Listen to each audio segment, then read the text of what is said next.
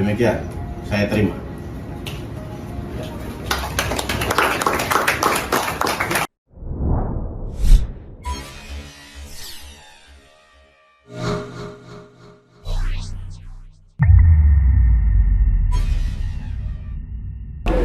Yang sudah hadir di KPU Provinsi Papua Barat Daya dalam rangka meliput audiensi dari Forum Pengawal Perjuangan Rakyat Fopera Provinsi Papua Barat Daya dan lintas suku asli Papua Provinsi Papua Barat Daya bersama dengan KPU Provinsi Papua Barat Daya.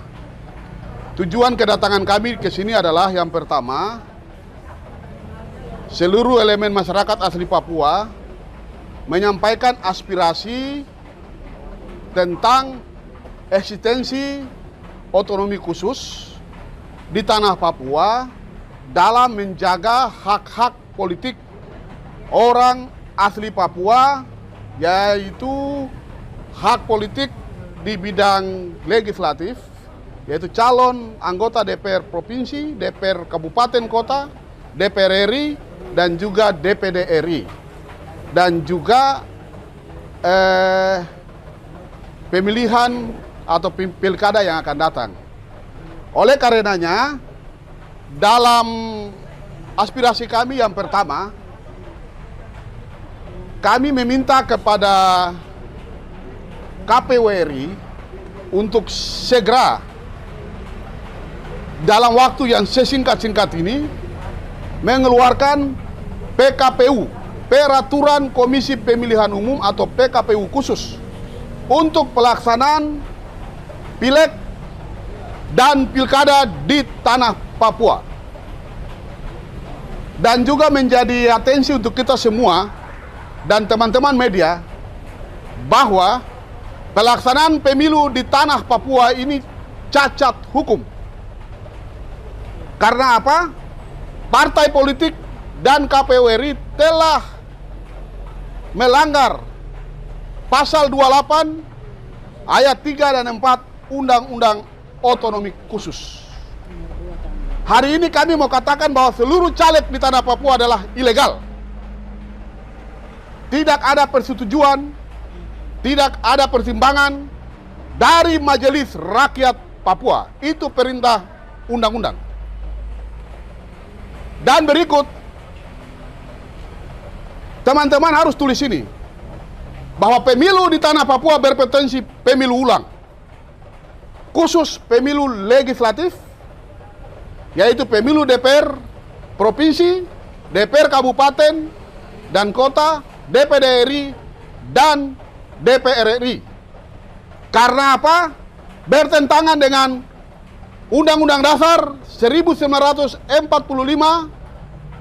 pasal 18, ya, dan juga Undang-Undang Otonomi Khusus pasal 28 ayat 3 dan 4. Tadi dalam pertemuan ini aspirasi kami masyarakat menyampaikan solusi supaya caleg tidak dirugikan, partai tidak dirugikan, dan juga negara tidak dirugikan karena sudah keluarkan uang yang begitu besar dan banyak menyelenggarakan pemilu di tanah Papua. Solusinya adalah PKPU khusus, Peraturan KPU khusus yang dikeluarkan dalam tempo yang sesingkat-singkat ini. Begitu. Jadi bagi kami dan masyarakat yang hari ini hadir, kami adalah warga negara Republik Indonesia asli Papua yang juga punya hak konstitusional yang diatur dalam Undang-Undang OCUS, begitu. Jadi dalam proses ini tidak ada kata terlambat, ya, tidak ada kata terlambat. Kalau seorang warga negara Indonesia asli Solo dari Jawa Tengah bisa merubah konstitusi negara ini di injury time, ya, kita semua tahu, teman-teman media tahu, di injury time konstitusi negara ini bisa berubah. Hari ini kami 3 juta warga negara Republik Indonesia asli Papua tidak minta kepada negara untuk konstitusi ini dirubah. Tapi kami minta untuk diterbitkan PKPU khusus.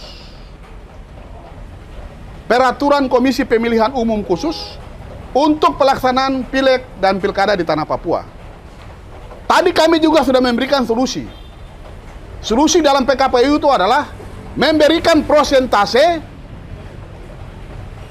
kursi DPR di tingkat provinsi dan tingkat kabupaten untuk kabupaten kota dan provinsi yang jumlah penduduk orang asli Papuanya di bawah 50%, diberikan kuota legislatif, kursi legislatif 70%. Begitu. Sedangkan untuk kursi DPR RI dan DPD RI 80%. Seharusnya secara logika ya, kita berpikir kalau DPR RI, DPD RI itu harusnya orang asli Papua.